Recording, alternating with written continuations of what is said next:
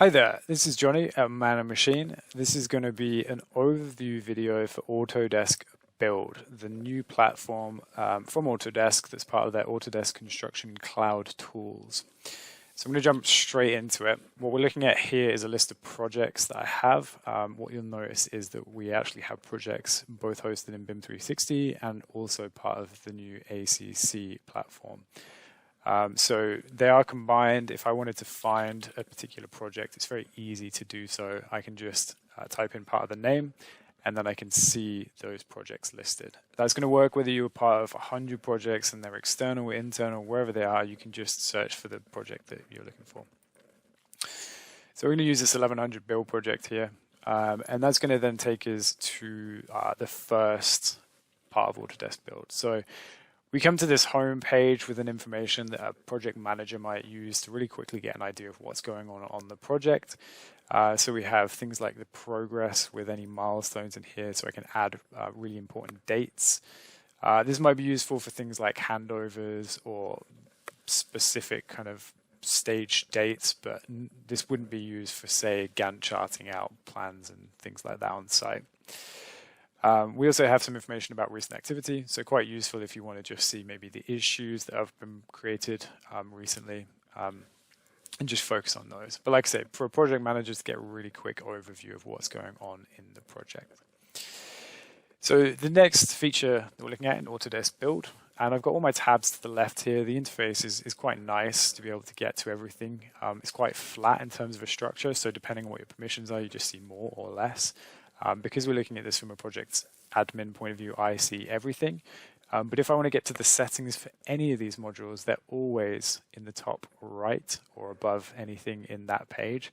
So if I need to change anything as an admin, it's really, really easy. I don't have to flick between multiple pages or anything like that. So that really saves on the clicks between things in here. So just talking about the functionality inside the Sheets area, this is where you can use an OCR scanner to pull information from PDFs. Now, the kind of stuff you'll be uploading here are drawings that need to go to site. So anything that's going to need to maybe picked up on a phone or a tablet or something like that, and then use as reference. And just drawings, so I'm actually just referencing drawings in this case, you would use this area for. So I've hit Add Sheets. What I'm going to do is I'll upload a couple of PDFs that I have pre-prepared. So I just choose these random ones here. And I'll give you a view of how this works, how you can use the OCR scanner to pull the information from the PDFs that you're working with. So all these 5 files, the first thing that you'll need to do is to put them into a set. So these could be part of first issue in S1. So give this an issuance date, and then I can hit next to sheet numbers. That's really just a way of defining those sheets and then in the future being able to search for those sets. So just grouping the drawings when you're uploading them. When you get to the stage of the sheet numbers, Autodesk Build tries to do some clever things and figure out where the number is. In this case, it's chosen the revision number, which isn't quite right. So I can just select these PDFs. I can then go to my draw sheet number area instead. So this is where I just define it. I kind of do the legwork here. I can say the drawing number is always going to be in this location here. Hit save. And it's going to pull all of the drawing numbers for each of these out into this area here. Now what I could have done is, because these PDFs are actually numbered or have the number in the name of the title here, one of the things you can do is just use the file name as the sheet number. That would have saved me a little bit of time if I wanted to do that instead. There's also the option to edit the names with the rules, edit name with rules, so I can add characters to the number, I can take characters away, I can replace characters, but really handy for those document managers who need to kind of tweak names and numbers of documents they're uploading. So now that I've got all of the drawing numbers in there, I can go to my titles. So it's the same process in here. It tries to find the titles on the sheets. It needs a little help in this case, but it's pretty flexible. It's pretty reactive. I can be quite nimble on this one. So again, I just need to define where the title is going to be. I'm going to make the box bigger than it needs to be in case any titles go all the way to the edges, and then hit save. And this is quick. It's really, really fast at pulling these the information out once it's in here. So while it's doing that, you can also edit the titles with rules as well. So you can add add characters, trim characters, again, all useful stuff for document controllers to be able to just tweak the names in here. One of the really useful functions that we have as well is the ability to be able to add tags to the drawing. These could be predefined tags if you wanted them to be, so that people didn't kind of make spelling mistakes and things like that. But just to show you how it works, if I select all the sheets that I want to add tags to and go to edit tags, I can get rid of my fire protection here, and I could just write in, say, architect. I could say general. And if I wanted to, maybe I could put in the set as well. It might be useful to have that information in there. But really what this is it's something searchable. So if your company has something that they would always find a drawing by, maybe, then the tags might be somewhere where you could put that. And so I can say apply to selected, and that's just going to add those tags to these drawings. And then I can choose to publish the sheets. So quite quick, quite nippy, very nimble in terms of being able to get the information off the sheets and then actually publish them once they're up there. And once these are published, based on the permissions, people will have access to this via the mobile app. I can view this online, so I can view any of these sheets that I've just uploaded on the browser. And if I wanted to, I could also say, just quickly demonstrate issues in Autodesk Build as well. So adding issues is pretty easy. Adding markups is fairly easy as well. There's actually a lot you can do with permissions in terms of who can create markups, how and who has what ability to be able to publish those markups.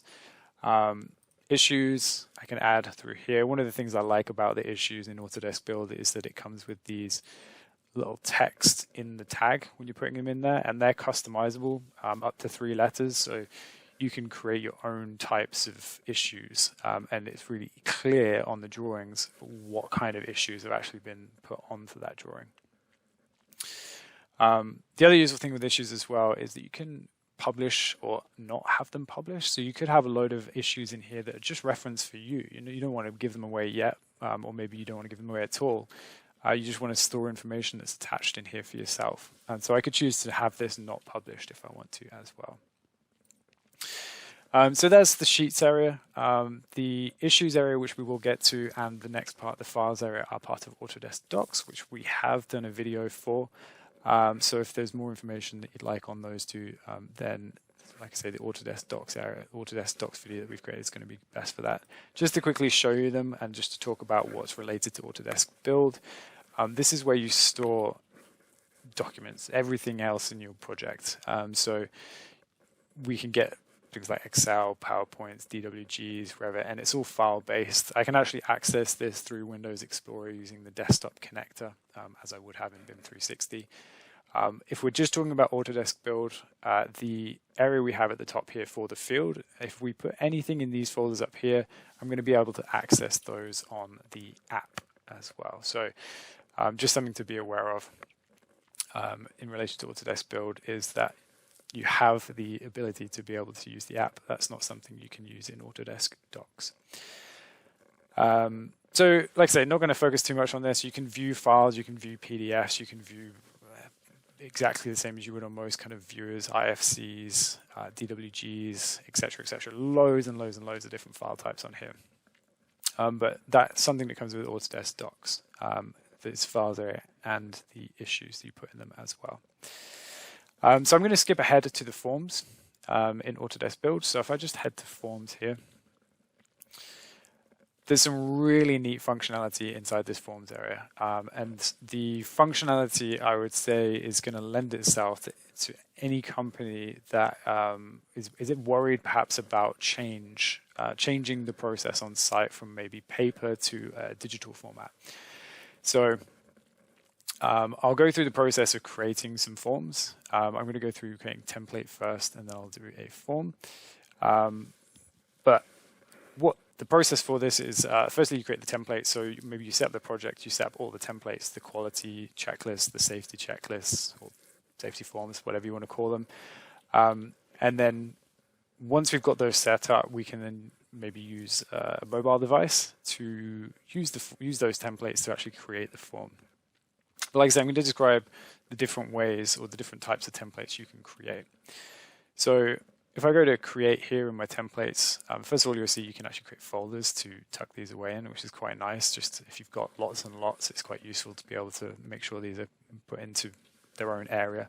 But if I hit create template, I get two options. I've got the option to build a new form or upload an existing PDF. I'm going to quickly show this first one. If you maybe setting this up for the first time and you don't have PDFs or you don't have an existing way of working in terms of forms, or maybe you're trying to create a form that mimics something else, this might be how you go about doing it. But if I build a new form, I've got a couple of boilerplate options. So things like safety checklists, etc. I'm just going to start a blank one and just show you how this works. So once you've started off the basic builder, you're really being dictated in terms of the format as to what you're using here. So the title of this is just, I'm going to make a simple quality inspection. So I'll put this into the quality type, and then I've got my section title. So I can have multiple sections in here as well. There's a lot I can do with this. So if I just type in, say, air handling units,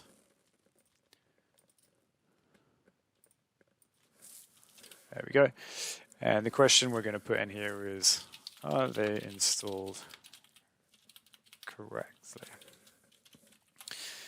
And we can have different answers to this. We can have a pre-configured response. We could have text responses, number responses, drop downs, multiple selected responses, a date. Obviously, in this case, this is going to be a kind of maybe a pass or fail, I suppose. And then what we would do is we just add the next question. So we would just go through and keep on adding the questions, maybe adding the sections, etc., and creating our forms this way. So I'll save this out. One of the useful things you can do as well is you can choose, there's different options now in terms of contributors and reviewers. So I can have a single process or multiple processes in terms of people contributing to these forms. I'm just going to choose this simple one for now. So anybody who'd used BIM 360 Build would have been used to that procedure for creating templates. But the new, or the option that you have in here, which I think is an amazing feature for anybody, like I say, wanting to change from 2D, maybe paper copies. I don't want to keep saying 2D. It was going to be 2D rather than 3D, but maybe paper copies to a digital format.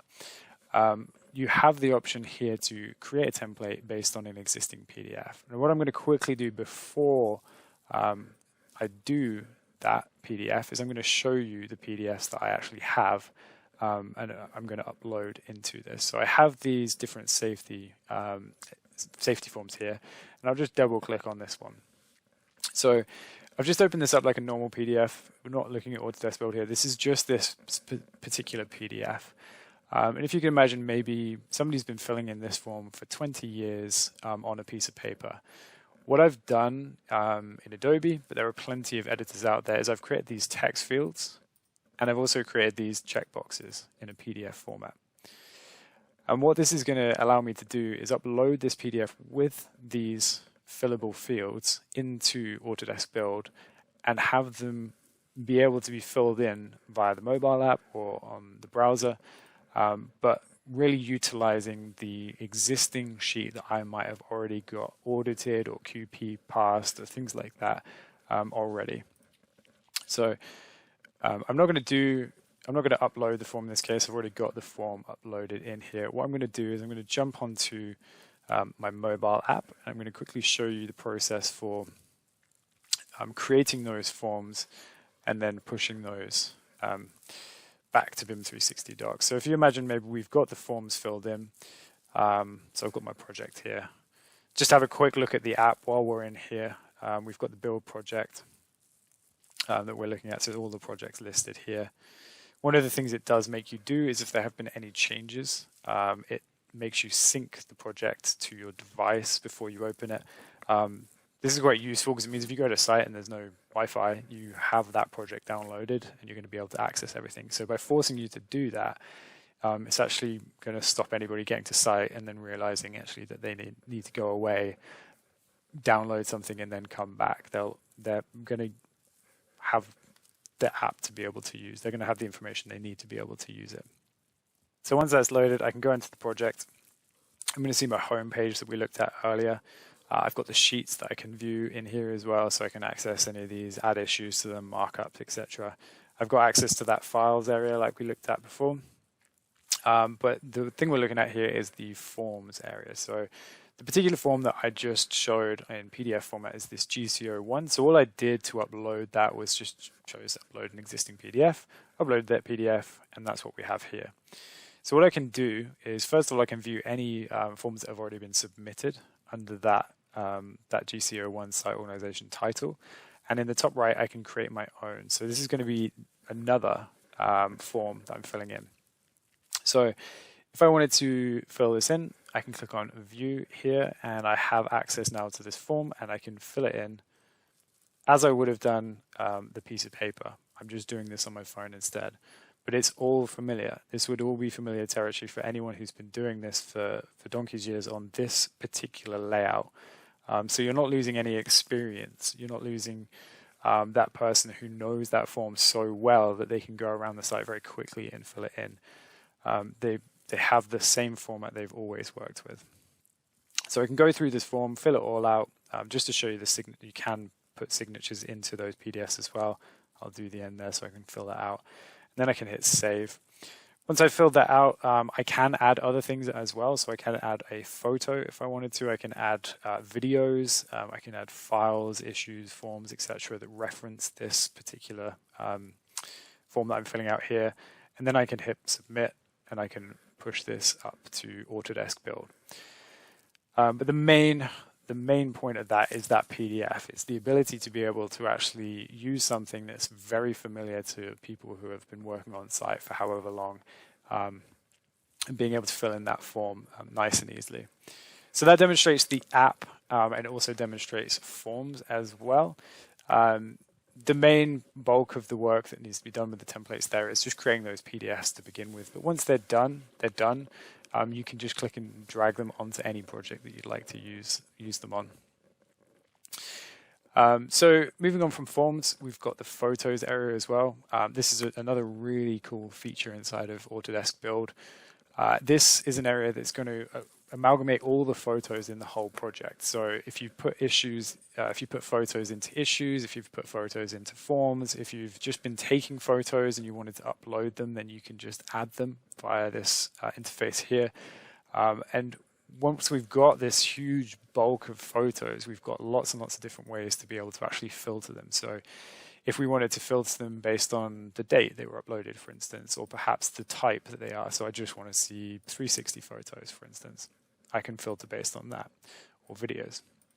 I can filter them based on what they're being referenced by. So if they've been created because they've been put into an issue, that's something I can do. If they have a tag against them, so when I'm uploading them or when I'm editing them, I can add a tag to them. So for instance, maybe dog. In this case, I've added the tag dog to this photo. I can easily find the photos that relate to those tags, and also who uploaded them as well. So all the metadata in here allows you to really quickly filter these photos. But one really nice way that you can filter the photos, or just find the photos you're looking for, is via this map functionality. So this takes the information from the photos data and then puts a pinpoint where it is geolocated. So we have one in this case. This is in Miami, at the Bayfront. So I guess where we kind of all wish we were. If I click on it, I can see the photos that relate to this location. And I can go to them from here as well. So this is going to work with JPEGs or photos or videos. And if you've uploaded them through your phone, it just uses that information then to geotag them. And as you can see here, 360 photos work really nicely in here as well. This is just using Autodesk Build platform. I don't need to go to anything else to use these 360 photos. So the map feature, again, it's just another way of being able to find those photos in there that you might want. And so yeah, really nice way of storing the photos and being able to find those iPhone photos that just have ridiculous names. So yeah, by the date, who they were uploaded by, if they've got tags next to them, etc. They're all going to be there. And as they're viewed by thumbnails as well, that's actually something that's quite useful, just to be able to just scroll through and find the lump that you're looking for. So that's the photos area. So what I'm going to do is I'm going to talk about the next parts of Autodesk Build. So we have RFIs. They work they're very similar to issues in the way that they work, except they are specific to requests for information. So when you're using these RFIs, you have the ability to be able to add extra information above and beyond what you would have in an issue. So will it affect the cost? Will it affect the schedule? Is it a priority? Is that priority from low to high, etc.? And you can add references in here, the same as you would in issues. And you can also link things to this as well. So you can link things back to the RFI, photos, other issues, and things like that. And there's a process that you would go through in here for closing these out. So once you had created the RFI, you might distribute this. So this would then go to the reviewer who would review this, and then it might come back. And you can set up a process for that RFI. You also have submittals. Again, kind of similar to RFIs and issues, but obviously designed for submittals. The way this works is you have items, and you can have multiple items, and they would make up a package. So I create multiple items, put those into a package, and then I can send that package for review. And I can also create spec sections as well in here that relate to specific items that I might be talking about. We also have meetings inside of Autodesk Build. This is quite a cool function. So maybe you want to have a meeting internally. You can add people on the project into these meetings. So you have a list of people that attended the meeting. You can add references. So you can add things like files and sheets in here. So if you had a particular sheet that was being discussed in the meeting, you've got all of that to go back to if there's ever an event that requires you to have that information in here as well. So that's quite useful. And like I say, it's really just making sure all that information is in one location. There is the option to add Zoom meetings into here. So if you already use Zoom, this might be a really nice kind of function to use in these meetings as well. We also have assets, so we're going to go a bit further down here. The way assets work is we can import an Excel sheet of the assets we're using on a project. So for example, maybe we have an air handling unit, and the air handling unit has been installed. Maybe there has been an issue with the installation, photos associated with that, backwards and forwards, maybe a couple of issues because there are other reasons. Maybe the air handling unit is too big. So from an engineering point of view and an installation point of view, it has issues associated with it. We can tie those issues back to that particular asset and other information as well. And so that's what the asset is for. It's really organizing what you have on site and that you need to make sure maybe it was installed correctly, or that maybe it's going to be part of a handover package so that you have everything that happened with those particular assets in there. And so last of all, in Autodesk Build, we've created all this lovely data. We've created all these issues, all these RFIs and submittals and things like that. And we want to be able to actually get that information out in a useful format. So in here, we can create reports to that effect. We can create issue reports, RFI reports, submittal reports, and we can get those weekly. We can get them bi-weekly. And we could use those maybe to just inform us about what's going on in the project, or we could have that as a QP procedure on the project if we want to. But it's getting the information actually out of Autodesk Build and into the hands of somebody that can use it. So that wraps up the overview on Autodesk Build. If there are any questions, or if there's anything in terms of the functionality that you've seen here that you'd like to go into in more detail, please do get in touch with Man and Machine. We'd love to demonstrate this in more detail to your workflows. If you would like to see it in more detail and related to some of your workflows, we can bespoke demonstrations and things like that as well. So like I say, I hope this has been useful. Any questions, don't hesitate to get in touch. Thanks very much. Bye.